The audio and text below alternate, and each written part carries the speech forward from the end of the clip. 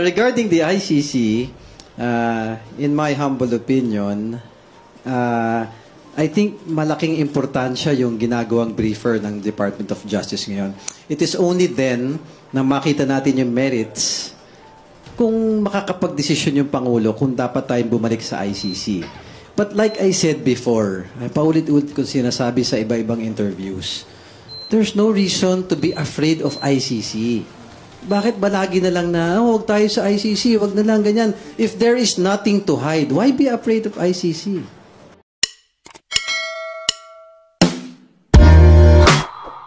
Sirs, what are your reactions on former President Duterte's recent peace rally, which seems to focus on criticizing PBBM and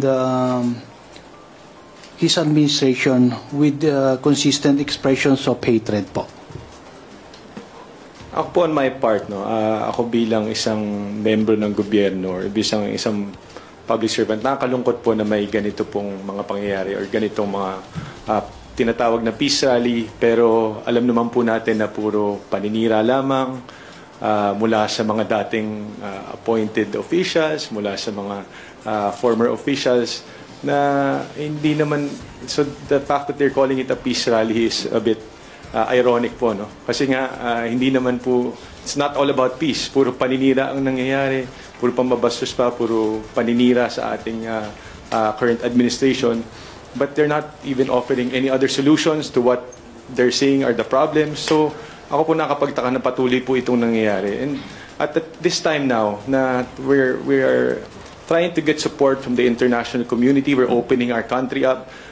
We should all be supportive of what the current administration, the current President BBM is doing. Diba? And by doing this, parang nakakalungkot na po na ganito na yung sitwasyon nila, no? Na patuloy pa rin hanggang ngayon na sinusubukan nilang siraan ng ating Pangulo, pero hindi naman po matitibag basta-basta ang popularidad, ang support ng ating mga kababayan sa ating mahal na Pangulo. He had a very strong mandate.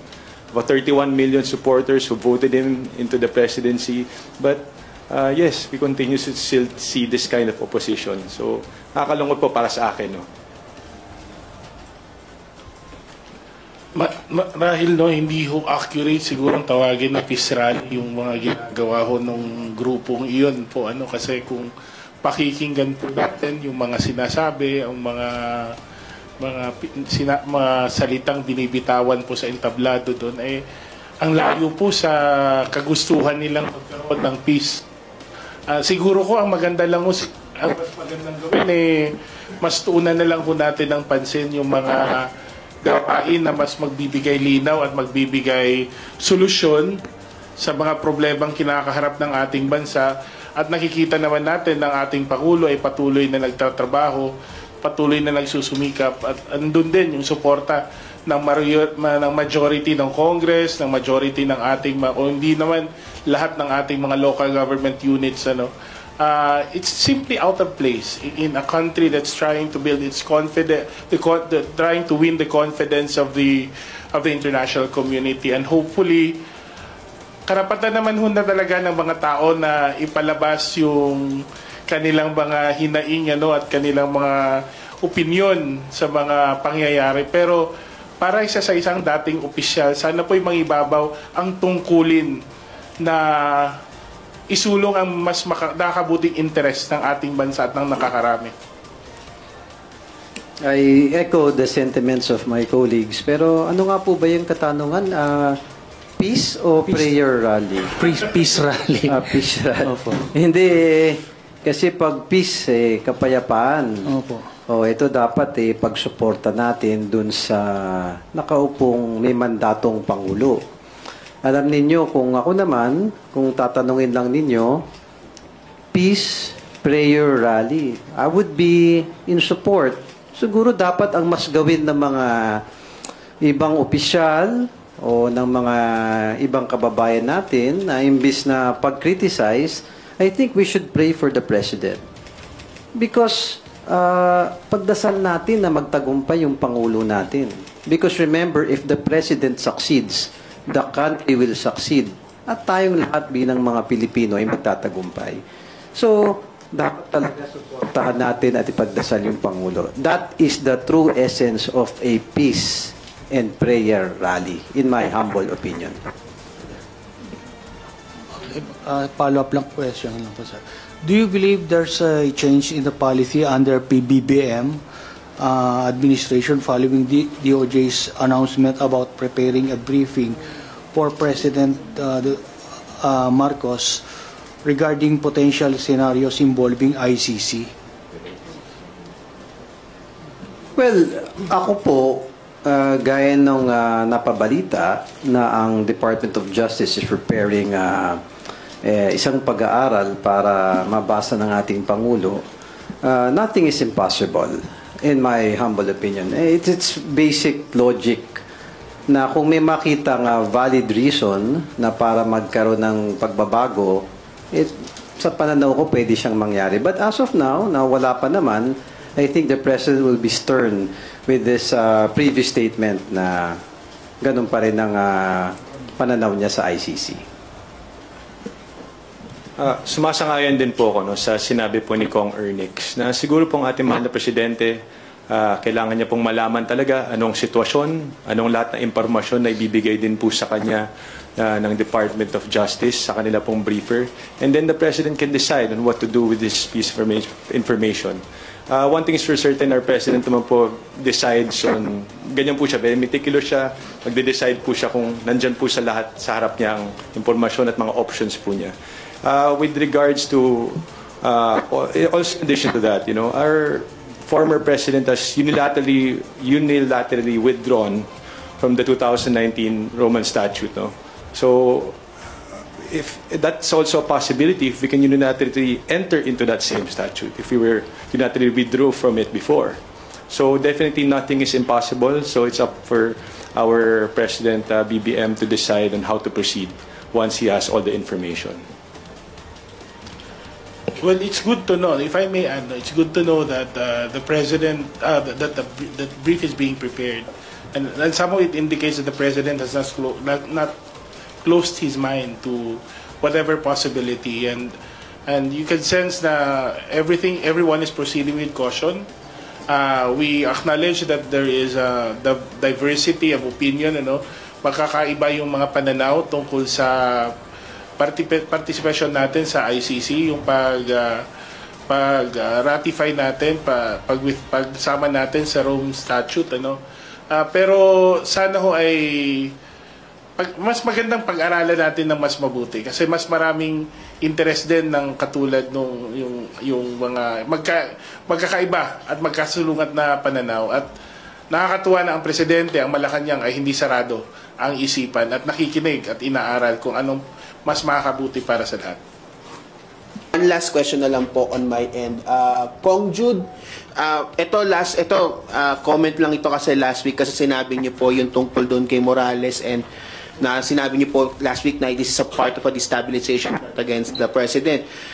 Isang known blogger named Mark Lopez, so is a pro-Duterte blogger, said na kayo daw po ay, pardon for the term, stupid. Kasi sinabi niya, how can it be Morales' testimony planned drug raid in 2012 be a part of the stabilization plot against the current admin? You mean Morales was able to predict back in 2012 BBM would be president in 2022, so he made sure na magagamit yung info niya 10 years after the fact. Amazingly, pardon for the term, he said it. So what's your take on this po, Kong? Hindi ko sana papatulan, nabasa ko yung tweet eh. Hindi na sana papatulan. Pero anyway, ganito lang yun. Siguro ang mas malaking tanong dyan nangyari ito noong allegedly si Morales did this in 2012, di ba? That's 10 years, or more than 10 years ago. Tama? 12 years ago. So bakit lumalabas ito ngayon? Anong rason? Sino nagpapalaki? May investigasyon sa Senado. Ang investigasyon ay tungkol sa isang dokumentong nag-leak. Bakit ang pinag-uusapan ang mga taong nasa dokumento? Bakit hindi natin pag-usapan bakit may isang na-dismiss na PDEA official na who's telling everybody that this document exists when in fact the agency itself na nagsabi ay hindi nga, pero pinagpipilitan binibigyan ng oras at panahon sa Senado kung saan mas maraming batas na nakabinbin, mas malaking oras ang binibigay nila sa paghihiring sa usaping ito, at paulit-ulit ng mga kakampi, paulit-ulit nilang sinasabi, inulit-ulit yung issue na to. Diba? Kung hindi to kasama ng isang mas malawakang plano na pahinain, kung hindi pabagsakin ang kalusukuyang administrasyon, ewan ko na lang kung anong tawag natin dito, di ba? If this is not part of a destabilization plot, I really don't know what to call it.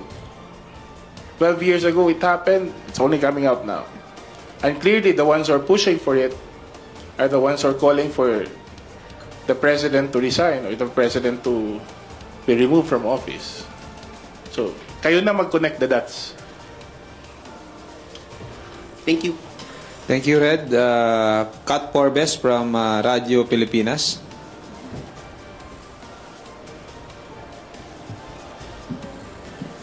Good morning po, Kongs.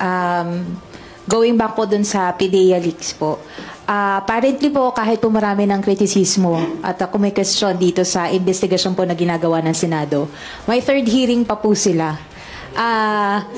By next week po, may third hearing pa po sila. So, tingin niyo po ba ito kaya po nila tinutuloy is, yun nga po, part po ng destabilization plot. At baka ito po, or ginagamit din po ba nila to pambangga naman po dun sa plano po na pagpasok po ng ICC para imbestigahan naman sila? Una, ako nakapagtaka na abot pa ito sa third hearing. This is a clear waste of time and waste of government's money, waste of taxpayers' money. Unang-una, yung impormasyon na ito, yung dokumento, again, nanggaling lang sa isang blogger na pinost niya. Tapos, ang sinasabi ngayon ni Morales na, although nakapirma siya, siya mismo umamin na yung informant, hindi na niya kilala. Hindi niya na maalala kung sino yun. All this alleged information. But siya daw yung pumirma dun sa dokumentong ito. Nakakapagtaka lang kasi yung timing. Kagaya po na nasabi ni Kong Jude kanina. Yung timing ng lahat ng ito, kung kailan ang daming binabatong sinusubukang siraan ng ating presidente, ang administrasyon ngayon, tapos ngayon, supposedly may ganitong klaseng PDEA leaks. Na mismo ang ahensya ng PDEA sinasabing walang ganitong dokumento.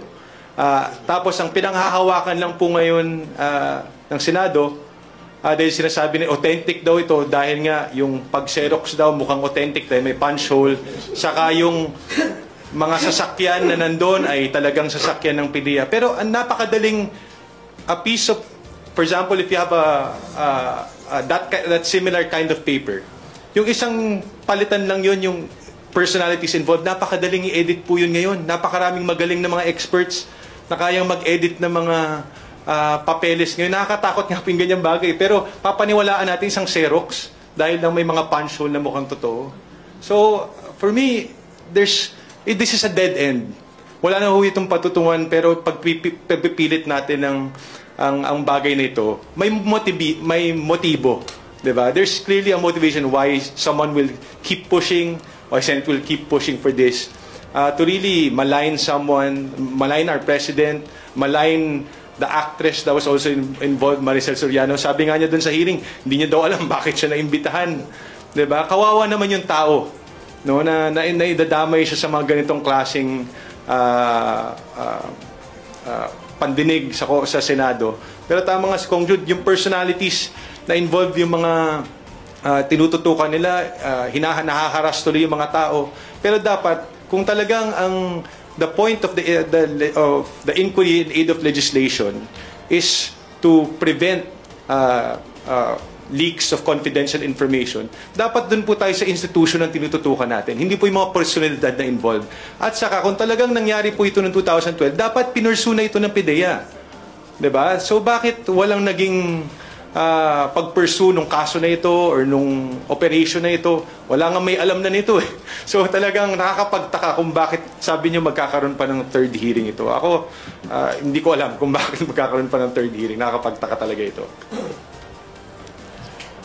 Ako naman, dagdag ko lang sa sinabi ni Kong Ino. Ako kinikilala ko naman ang tungkulin at karapatan ng Senado na mag-conduct ng mga hearings. At ako naman nagtitiwala na si Senator Bato bilang dating pinuno ng ating pulisiyang pambansa is a patriot and he knows what he's doing. He as a policeman, he knows the rules of evidence, and I hope that he sticks to what he believes and what he knows. No? Of course, nagiging katawa-tawa na ipatuloy pa ang mga hearings kung saan nakikita naman natin na halos wala nang patutunguhan, at kung ano-ano na lang mga kwento para lang ang mahirap dito, clearly someone is benefiting from the opportunity and the audience para siraan ang Pangulo at ang administrasyon. At sana makita yun ni Senator Bato na hindi rin makakatulong para sa Senado bilang institusyon na ang mga isyong ganito na walang basehan ay binibigyan nila ng oras, ng airtime kung sabihin. Sana yung efforts nila, ilagay na lang nilang sa pagpasa ng mga priority legislation. Marami tayong priority legislation na nakabinbin pa rin sa Senado, yung Government Procurement Act, yung Natural Water Resources Act, yung Department of Water. Ang daming batas na pinasana ng mababang kapulungan, mas malaking kapulungan na nasa Senado ngayon na I think warrants more of their time and attention. And hopefully the leadership of the Senate would also give due attention to that fact. Thank you po. Thank you, Pat. Bibi Angulia from Channel 2. Hi, follow-up lang po dun sa ICC, Department of Returning to the ICC. May I get your stand on that possibility or on that prospect? So, are you in favor or not of the Philippines returning to the ICC? And why or why not? Personally, this is a personal stance. Considering that we live in a rules-based international order, I think malaga din na kasama tayo sa mga structures like ICC kasi sa isang mundong paliit ng paliit at nagkakaroon ng crimes na mas borderless crimes at minsan may pagkakataon pang yung isang bansa ay hindi na kayang papanagutin yung mga gumagawa ng krimen o minsan yung nandun mismo sa kapangyarihan. We can never say kasi we're okay now but what about in the future, di ba? At ang ICC ay isang magandang mekanismo kung saan sa isang bansa ay nagkaroon na ng failure ng isang we're not saying just the Philippines, we're not just saying sa ngayong panahon, but in the future, I think there's some value of having this. But clearly, joining the ICC, withdrawing from it or returning to it is a call that the administration is in a better position to determine. Kasi nga, mas alam nila kung ano nakabuti at kami naman sa Kongreso ay titimbangin din namin kung sakasakali. Senado nga dapat kasi sila din ang magra-ratify. In fact, there are serious questions whether kung bumalik tayo, kailangan pabulit ng ratification ng Senado. So itong mga katanungan na ito ay mas kailangan ba ng mas malalayong pag-aaral. But simply put, I think there's still value in being part of ICC, considering that we live in a rules-based international order. Pindot ko, wala palang pindutan. Tsaka, pasensya na kayo. Nung nakita nyo, nanginginig ako dito. Nakita ko si ma'am. Nakabalot siya. Lalo akong gininaw. Anyways, may aircon ninahan natin. At regarding the ICC, in my humble opinion, I think malaking importansya yung ginagawang briefer ng Department of Justice ngayon. It is only then na makita natin yung merits kung makakapag-desisyon yung Pangulo kung dapat tayong bumalik sa ICC. But like I said before, paulit-ulit ko sinasabi sa iba-ibang interviews, there's no reason to be afraid of ICC. Bakit ba lagi na lang na, huwag tayo sa ICC, huwag na lang ganyan. If there is nothing to hide, why be afraid of ICC? No? So, either way, I would wait for the President's decision after he sees the complete briefing of DOJ. That's my humble opinion.